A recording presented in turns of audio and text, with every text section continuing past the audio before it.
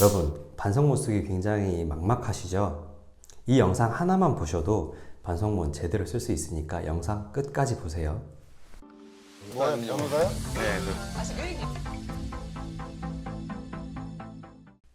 반성문은 언제 써야 될까요? 무조건 반성문을 쓰면 될까요? 언제 반성문을 써야 될까요? 당연히 범죄를 인정하는 경우에 쓰셔야 됩니다. 만약에 범죄를 부인하는 경우라면 반성문 쓰시면 안 돼요. 섣불리 반성문 쓰시면 안 됩니다. 여러 가지 범죄를 저지른 경우에는 전체 범죄 중에 인정하는 부분에 대해서만 반성문을 쓰셔야 돼요. 이것을 정확하게 특정을 해서요. 무턱대고 쓰다 보면 전체 범죄를 인정하는 꼴이 되게 됩니다. 이거 굉장히 조심하셔야 돼요. 반성문은 변명문이 아닙니다.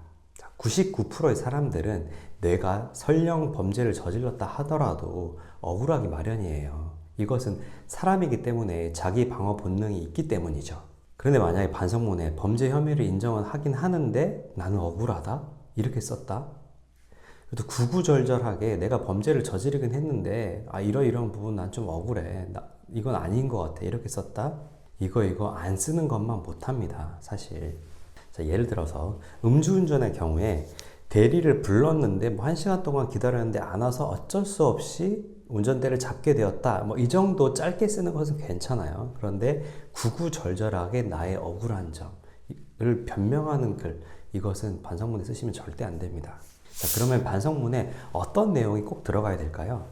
첫 번째로 사건 동기나 경위에 대한 어떤 허심탄회한 이야기가 들어가면 좋습니다. 변호인 의견서에서 사건 동기나 경위에 대해서 썼겠지만 자신의 언어로 한번 허심탄회하게 풀어서 써보면 좋은 인상을 줄 수가 있어요.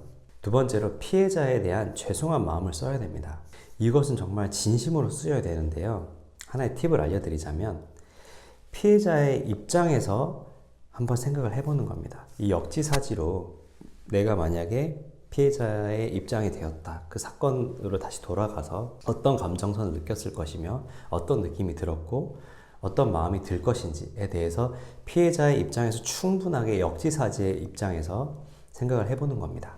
그러면 피해자에 대한 마음이 이해가 되고 죄송한 마음을 쓸 수가 있겠죠. 세 번째로는 형사처벌로 인해서 예상되는 효과를 쓰시면 됩니다. 이것은 형벌 이외의 효과를 쓰는 거예요. 일단 첫 번째로는 나에 대한 효과가 있을 수 있고 두 번째로는 가족들에 대한 그리고 내 지인들에 대한 효과가 있을 수가 있겠죠. 첫 번째 나에 대한 효과는 이러이러한 범죄로 내가 벌금형이나 집행유예를 당하게 되면 저는 회사에서 해고되게 됩니다. 라든지 아니면 전문직으로서 자격이 박탈되게 됩니다. 이런 얘기들을 쓰시면 돼요. 두 번째는 가족들의 생계를 책임지고 있는데 제가 만약에 실형을 살게 되면 가족들의 생계가 위협받게 됩니다. 이런 얘기를 쓰시면 돼요. 마지막으로 네 번째, 이게 사실 가장 중요한데요. 재범 방지를 위해서 내가 어떤 노력을 하고 있는지에 대해서 구체적으로 쓰셔야 돼요. 조금 더 자세히 설명드릴게요. 구체적으로 어떻게? 구체적으로. 이게 진짜 중요합니다. 예를 들어 볼게요. 자, 음주운전 반성문에서 다시는 술을 입에 대지 않겠습니다. 라고 쓰는 거랑 저는 술을 입에 대지 않기 위해서 금주 클리닉에도 신청을 했습니다. 그리고 심리치료도 받고 있고요. 그리고 직장 동료들에게도 음주운전 사실을 솔직하게 고백을 하고 금주할 수 있게 도와달라고 했습니다. 자, 여기에 그 말을 들은 직장 동료의 탄원서가 뒷받침이 되면 매우 효과적이겠죠.